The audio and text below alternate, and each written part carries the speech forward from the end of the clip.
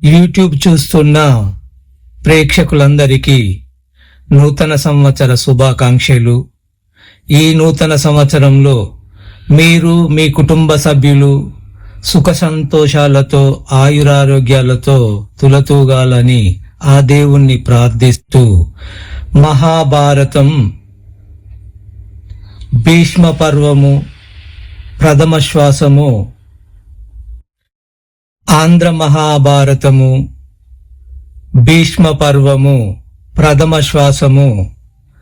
మహారాజా, నీ అవినీతి వలననే కదా ధర్మపరులైన పాండవులు ఇన్ని కష్టములు చవిచూశారు. ముందు వెనుకలు చూడకుండా పరులకు అపకారములు చేసిన వారికి ఎప్పటికైనా వాటి ఫలితము అనుభవించవలసినదే అని చెప్పి సంజయుడు, రాజా, నీ ఆజ్ఞ మేరకు నేను యుద్ధరంగమునకు వెళ్ళాను. నేను విన్నది చూచినది నాకు తెలిసినది వివరంగా చెప్పెదను, వినుము అని మనసులో వేదవ్యాసుని ప్రార్థించాడు. ఆయన కృపతో ఈ విధముగా చెప్పసాగాడు. ఆ రోజు రాత్రి నిన్ను వదిలి నేను మన సైన్యము నిలిచి ఉన్న ప్రదేశమునకు పోయి నీ కుమారుని స్థావరమునకు వెళ్ళాను. అక్కడ గాంగేయుడు మొదలగు కురువీరులు చుట్టూ కూర్చొని ఉండగా నీ కుమారుడు వారి మధ్యలో కూర్చొని మంతనాలు సలుపుతున్నాడు. నన్ను చూసి మర్యాదలు చేశాడు. నేను ఒక పక్క కూర్చొని అక్కడ జరిగిన విషయములు చూస్తూ ఉన్నాను. సుయోధనుడు తన తమ్ముడు దుశ్శాసనుని చూసి, దుశ్శాసన, మనము చిరకాలము నుండి పాండవులతో యుద్ధం చేయడం కోసం ఎదురు చూస్తున్నాము. ఈ కోరిక ఈనాటికి నెరవేరింది.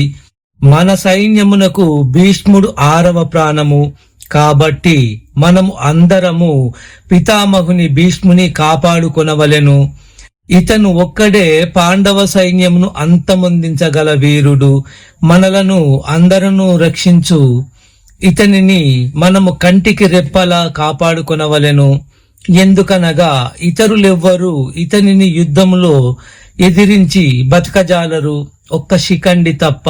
శిఖండి చేతిలో ఈ మహానుభావునికి ఓటమి రాకుండా మనము రక్షించుకొనవలెను. అసలు ఇతనికి శిఖండి ఎదురుపడకుండా చూడండి అని పలికాడు. తరువాత యుద్ధమునకు సన్నాహములు మొదలైనవి. శంఖములు, దుందుబులు, మంగళవాద్యాలు మ్రోగుచుండగా కౌరవ సైన్యము యుద్ధమునకు బయలుదేరినది. సువర్ణ తాళకేతనముతో భీష్ముడు తన రథము మీద దేదీప్యమానంగా వెలిగిపోతున్నాడు. కాంచనమయ వేదిక తన కేతనముగా ద్రోణుడు తన రథము మీద బయలుదేరాడు. బంగారు గోవును కేతనముగా గల కృపుడు, తోకతో గల సింహము తన కేతనముగా గల అశ్వత్థామ, అరటి చెట్టు తన కేతనముగా శల్యుడు, ఇంకా మిగిలిన రాజులు రణోత్సాహంతో బయలుదేరారు. యాదవ బలములతో కృతవర్మ మహారథుడైన జయద్రథుడు తన సైన్యముతోనూ ఏనుగుల బలగములతో విందాను విందులు, కళింగ దేశపు రాజు భగదత్తుడు తన సైన్యముతోనూ, గాంధార దేశాధీశుడు శకుని తన కొడుకులు తమ్ములతో తన సేనలో తాను, సోమదత్తుడు, భూరిశ్రవుడు, బాహ్లికుడు తమ తమ సేనులతోనూ యుద్ధ భూమిలో మోహరించారు. కాంబోజరాజు సుదక్షిణుడు, కోసల రాజా బృహద్బలుడు, మాహిష్మతి పురనాథుడు నీలుడు, త్రిగత్త దేశాధీశుడు సుశర్మ, అసురవీరుడు అలంబసుడు, సాల్వ, సౌవీర, శూరసేన, యవ్వన రాజులందరూ తమ తమ సేనలతో మోహరించారు. వీరందరూ 10 అక్షయిణులు ఉన్నారు. 11వ అక్షయిణి సైన్యముతో పాము పడగ కేతనముతో నీ కుమారుడు ఏనుగునెక్కి బయలుదేరాడు.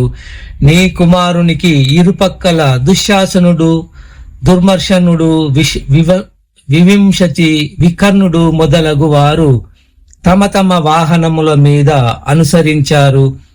ఈ ప్రకారము కౌరవ సేన యుద్ధ భూమి చేరుకుంది. అప్పుడు సర్వ సైన్యాధ్యక్షుడైన భీష్ముడు అక్కడకు చేరుకున్న రాజులందరిని ఉద్దేశించి, మహావీరులారా, క్షత్రియులకు యుద్ధ సమయంలో స్వర్గద్వారములు ఎప్పుడూ తెరుచుకొని ఉంటాయి. ఇంతకు ముందు ఎందరో మహానుభావులు యుద్ధములో మరణించి ఆ స్వర్గద్వారముల వెంట నడిచారు.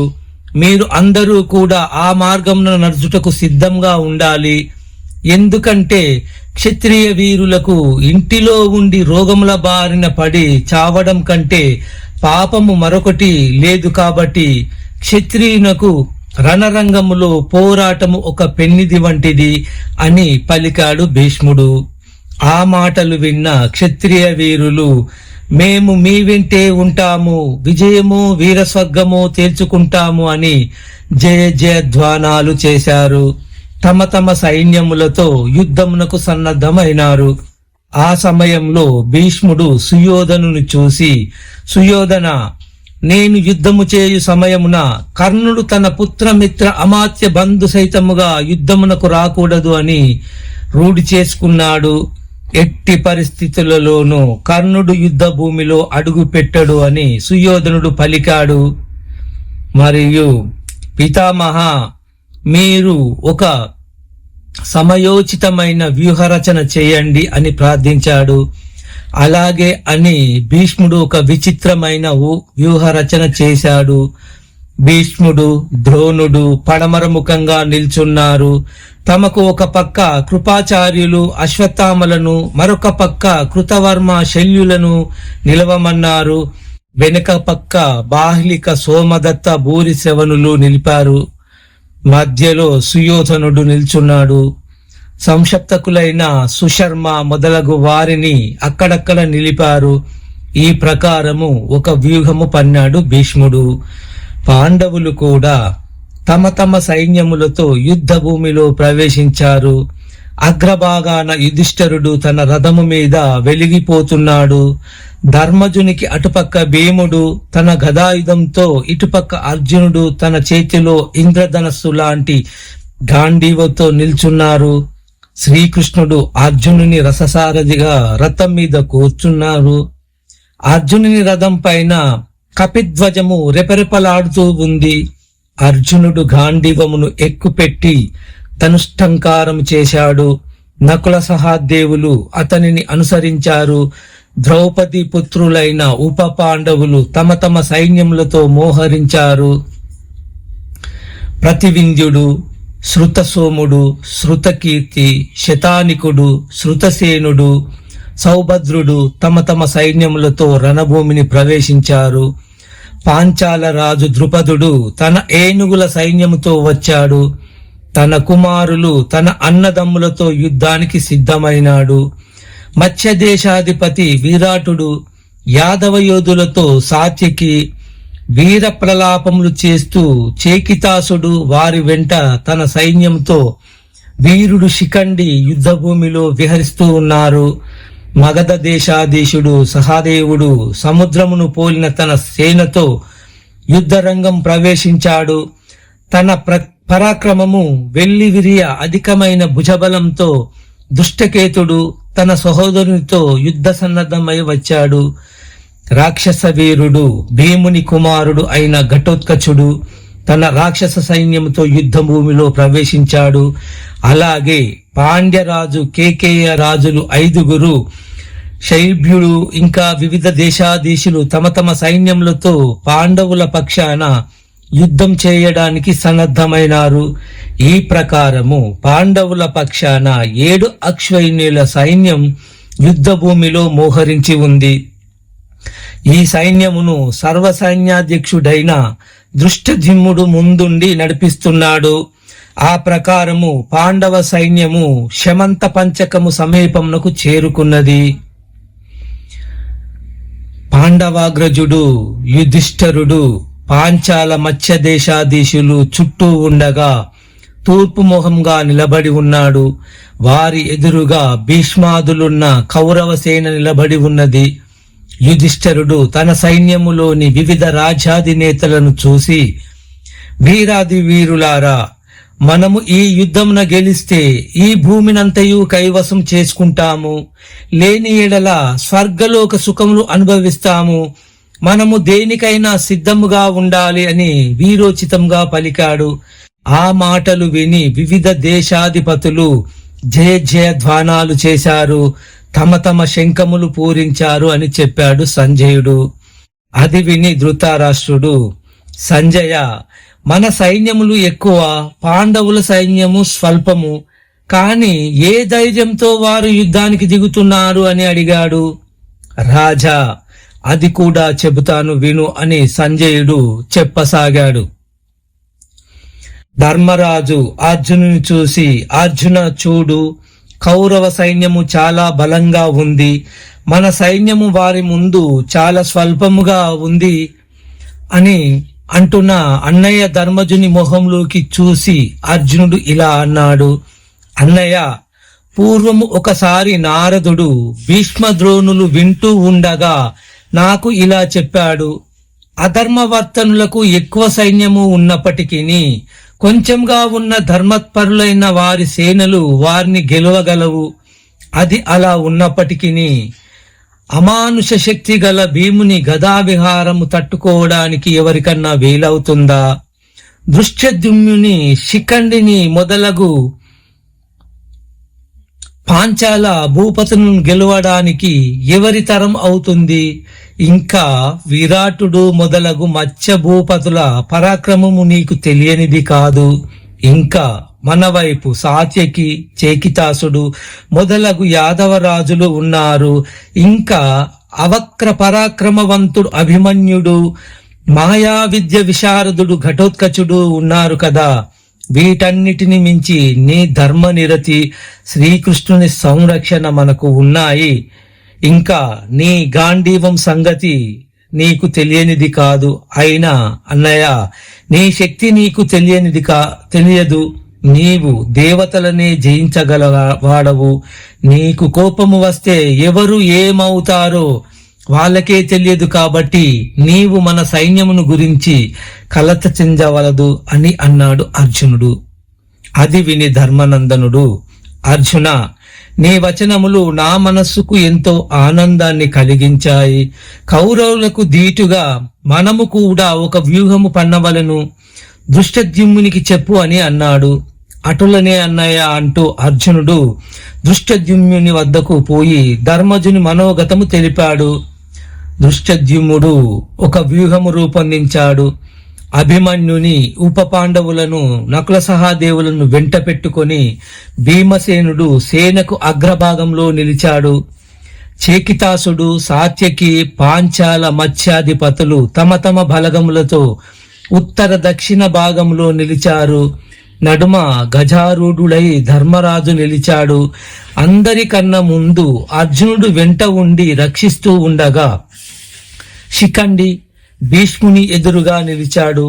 వెనుక భాగమున మగధరాజు సహదేవుడు, దృష్టకేతుడు మొదలగు వారి నిలిచారు. రథములు, ఏనుగులు, అశ్వములు కాల్బలముతో కురు పాండవ సైన్యములు సేన ఈనినట్టు కనబడుతున్నాయి. ఈ భూమి మీద ఉన్న బాలురు, వృద్ధులు తప్ప మిగిలిన మగవారందరూ ఆ యుద్ధంలో పాల్గొంటున్నారు. అందరూ విజయం తమదే అంటూ జయ జయధ్వానాలు చేస్తున్నారు అని అన్నాడు సంజయుడు. ఇది విని ధృతరాష్ట్రుడు, సంజయ, పాండవ కౌరవ సైన్యములలో ఎవరి సైన్యం బలంగా ఉందంటావు అని సందేహం వెలిబుచ్చాడు. దేవా, రెండు పక్కల ఉన్న వారలు ఎదుటివారి కంటే తమ బలమే ఎక్కువని పలుకుతున్నారు. నీ కుమారుడు సుయోధనుడు కూడా తన బలమే ఎక్కువ అనుకుంటున్నాడు. కాని నాకు చూడగా శ్రీకృష్ణుని అండ ఉన్న పాండవుల బలమే ఎక్కువ అనిపిస్తూ ఉంది. తరువాత శ్రీకృష్ణార్జునులు తమ తమ శంఖములు, పాంచజన్య దేవదత్తములు పూరించారు. ఆ శంఖనాదములు విని పాండవ సైన్యంలో ఉత్సాహం పెల్లుబికింది. కౌరవ సైన్యము గుండెల్లో గుబులు పుట్టింది. తమ తమ సేనలకు ఉత్సాహం కలిగించడానికి కౌరవ సైన్యములో కూడా మంగళ తుర్యనాదములు మోగాయి. ఆ సమయమున ధర్మరాజు తన ఆయుధములను రథములో విడిచిపెట్టి కవచము విడిచి రథము దిగి పాదచారి అయి మౌనంగా చేతులు కట్టుకొని కౌరవ సేనలో ఉన్న భీష్ముని వంకకు పోతున్నాడు. అది చూసి పాండవులు, కృష్ణుడు, సాత్యకి ఇంకా ధర్మజునికి ఆప్తులైన రాజులు కలవరపడ్డారు. వారు కూడా రథములు దిగి ధర్మజుని వెంబడించారు. మేమంతా ఉండగా నీవు కాలినడకన వెళ్ళడానికి కారణమేమిటి? యుద్ధమునకు అన్ని సిద్ధము చేసుకుని ఇప్పుడు ఇలా నడిచి వెళ్ళడం భావ్యమా? శత్రువులు మనలను హేళన చేయరా, పిరికివాడు అనుకోరా అని భీముడు, అర్జునుడు, నకుల సహాదేవులు తలొక మాట అడుగుతున్నారు. కాని ధర్మజుడు మారు మాట్లాడకుండా ముందుకు వెళుతున్నాడు. అది చూసి శ్రీకృష్ణుడు, ధర్మజుని తలంపు నాకు తెలియను. అతడు భీష్మద్రోణ కృపా శల్యులకు నమస్కరించి వారల వద్ద నుండి యుద్ధము చేయుటకు అనుమతి కోసం వెళుతున్నాడు. పెద్దల అనుమతి తీసుకొని యుద్ధం చేస్తే విజయం తథ్యం అని పెద్దలు చెబుతారు. కాబట్టి ఆ మంచి పని చెయ్యడానికి ధర్మజుడు వెళుతున్నాడు అని పలికాడు శ్రీకృష్ణుడు. ఆ మాటలు విన్నా వారు అలాగే నిలబడిపోయారు. ధర్మజుడు ఏమి చేస్తాడో అని చూస్తూ ఉన్నారు. కృష్ణార్జునులు, భీముడు, నకుల సహదేవులు ధర్మజుని వెంట వెళ్ళారు. ధర్మజుడు భీష్ముని రథం వద్దకు వెళ్ళాడు. అది చూసి కౌరవ సేనలో ఉన్న ప్రముఖులు ధర్మరాజు ఇప్పుడు ఇక్కడకు ఎందుకు వచ్చాడో అని తలలు ఎత్తి చూస్తున్నారు. ఇంకా కొంతమంది ధర్మజుని వెంట భీమార్జునులు, నకుల సహదేవులు, అభిమన్యుడు, సాత్యకి, విరాటుడు, ద్రుపదుడు, దృష్టద్యుమ్నుడు, శిఖండి తమ పక్షాన ఉండగా ఇంకా ధర్మజునికి భయం ఎందుకు అని అనుకున్నారు. ఇంకొంతమంది అయినా ధర్మరాజు పిరికివాడు కాదు కదా, ఈ సమయంలో ఇక్కడకు ఎందుకు వచ్చాడో అని ఆశ్చర్యపోతున్నారు. ఈ ప్రకారము తలకొక విధంగా తర్కించుకుంటున్నారు. కౌరవ సేనలో ఉన్నవారు మానధనుడైన ధర్మనందనుడు భీష్మునితో ఏమి మాట్లాడుతాడు? భీష్ముడు ధర్మజుని ఏ విధంగా సన్మానిస్తాడు?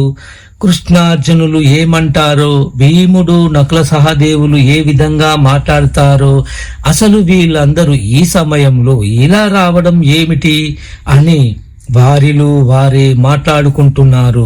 ధర్మరాజు మౌనంగా భీష్ముని వద్దకు వెళ్ళాడు. నమస్కారం చేశాడు. మహానుభావ, నీకు ఎదురు నిలిచి యుద్ధం చేసే దుస్థితి దాపురించినందుకు చింతిస్తున్నాను. ముందుగా మిమ్ములను కలిసి మీ ఆజ్ఞ తీసుకోవడానికి వచ్చాను. యుద్ధము చేయుటకు నాకు అనుజ్ఞ ఇవ్వండి. మీ జీవనలు తీసుకుని వెళితే నేను శత్రువులను గెలవగలను అని అన్నాడు ధర్మరాజు. ధర్మజ, ఈ సమయంలో నీ రాక అత్యంత సముచితము, శ్రేయస్కరముగా నున్నది. నీవు కనుక ఇలా రాకపోయినట్టయితే నీకు శాపం ఇచ్చి ఉండేవాడిని. నీవు వచ్చావు, నీకు మేలు కలుగుతుంది, నీవు శత్రువులను గెలుస్తావు. నీకు కావలసిన ఒక వరం కోరుకో, నీ పక్షాన యుద్ధం చేయడం తప్ప అని అన్నాడు భీష్ముడు. పితామహ, మీరు రారాజు పక్షాన మాత్రమే యుద్ధం చేయండి, కాని నాకు మాత్రము హితము చేయండి అని అన్నాడు. ధర్మజ, నీ మనసులో ఏముందో చెప్పు అని అడిగాడు భీష్ముడు. పితామహ, ఏమీయూ లేదు, మీతో యుద్ధం చేసి గెలిచే ఉపాయం చెప్పండి అని అడిగాడు. భీష్ముడు చిరునవ్వు నవ్వి, ధర్మజ, యుద్ధంలో నన్ను ఎదిరించి గెలవడం ఈ దేవతలకు కూడా సాధ్యం కాదు అని అన్నాడు. అందుకే కదా మిమ్ములను ప్రార్థించడం అన్నాడు ధర్మజుడు. నా చేతిలో ఆయుధము కింద పడినా గాని నన్ను వధించడం ఎవరికీ సాధ్యం కాదు. ఇప్పటికి ఇంతే చెప్పగలను. ఇంతకన్నా వివరంగా చెప్పడానికి ఇది తరుణం కాదు. ఈసారి నన్ను కలిసినప్పుడు నీ మనోరథం నెరవేరుస్తాను అని అన్నాడు భీష్ముడు. అయితే మిమ్ములను మరలా కలుస్తాను, అనుజ్ఞ ఇవ్వండి అని భీష్మునికి నమస్కరించి ఆయన అనుమతి పొంది భీష్ముని వద్ద నుండి బయలుదేరాడు. కృష్ణార్జునులతో సహా ధర్మరాజు, ద్రోణుడు, కృపాచార్యుడు శల్యుల వద్దకు క్రమముగా వెళ్ళాడు. వారి వారి పాదములకు నమస్కారం చేశాడు. ఒక్కొక్కరి వద్ద నుండి యుద్ధము చేయుటకు అనుమతి తీసుకున్నాడు. తనకు జయము కలగవలనని ఆశీర్వదించమని ప్రార్థించినాడు. ధర్మజ, నీకు తోడుగా కృష్ణుడు ఉండగా మరొకరిని జయం కలగవలనని ఆశీర్వదించమనడం ధర్మం కాదు. ఏ పక్షాన కృష్ణుడు ఉంటాడో ఆ పక్షాన జయం కలుగుతుంది. ఇది సత్యం అని అన్నాడు ద్రోణుడు. అప్పుడు ధర్మజుడు అతనిని వధించు ఉపాయం చెప్పమన్నాడు. ధర్మజ, నా చేతిలో ఆయుధము ఉన్నంత వరకు నన్ను గెలవడం ఎవరికీ సాధ్యం కాదు. కాని నేను ప్రాయోపవేశము చేసి నా శస్త్రాస్త్రములను విడిచిపెట్టినప్పుడు నన్ను చంపవచ్చును. బాగా నమ్మదగ్గవాడు నాకు అత్యంత దుస్సాహమైన అశుభవార్త చెప్పినప్పుడు మాత్రమే నేను అస్త్ర సన్యాసం చేస్తాను. ఈ సమయంలో శత్రువులు నన్ను చంపగలరు అని పలికాడు ద్రోణుడు. ధర్మజుడు కృపాచార్యుని కూడా అతన్ని వధించు ఉపాయము అడిగాడు. ధర్మజ, నేను ఎవరి చేతిలోనూ చంపబడను, కాని నీకు జయం కలుగుతుంది అని పలికాడు. కృపాచార్యుడు ధర్మజుని విజయునిగా దీవించాడు. ఈ మహాభారత యుద్ధములో చావకుండా బతికి బయటపడ్డ వాళ్ళు కృపాచార్యుడు, కృతవర్మ, అశ్వత్థామ మాత్రమే. వీళ్ళనే రధికత్రయము అని అన్నారు. ధర్మజుడు మద్రపతి శల్యుని వద్దకు పోయి తమరు కర్ణునికి సారథి అగుట సంభవించినప్పుడు అతనిని శూలముల వంటి మాటలతో చికాకు పరచవలనని తనకు శల్యుడు ఇదివరకు ఇచ్చిన మాటను గుర్తు చేశాడు. ధర్మజ, నాకు ఆ మాట గుర్తు ఉన్నది, ఆ ప్రకారమే చేస్తాను, నిశ్చితగా ఉండు అని పలికాడు. ధర్మరాజు ఈ ప్రకారము అందరి వద్ద ఆశీర్వాదము తీసుకుంటూ ఉండగా శ్రీకృష్ణుడు యుద్ధం ఎలా జరుగుతున్నదో అని వినోదంగా చూడడానికి వచ్చిన కర్ణుని వద్దకు పోయి, కర్ణ, నీవు భీష్ముని మీద కోపంతో యుద్ధం చెయ్యనని అలిగావు అని విన్నాను. మరి భీష్ముడు చనిపోయేదాకా పాండవుల పక్షాన వినోదంగా యుద్ధం చేయరాదా అని అడిగాడు. కృష్ణ, నేను భీష్ముని మీద కోపంతో యుద్ధం నుండి వైదొలిగాను, కానీ నేను సుయోధనునికి ఇచ్చిన మాట తప్పను, అది నీకును తెలుసు అని అన్నాడు కర్ణుడు. ఆ మాటలు విన్న కృష్ణుడు నవ్వుతూ పాండవుల వెంట వెళ్ళాడు.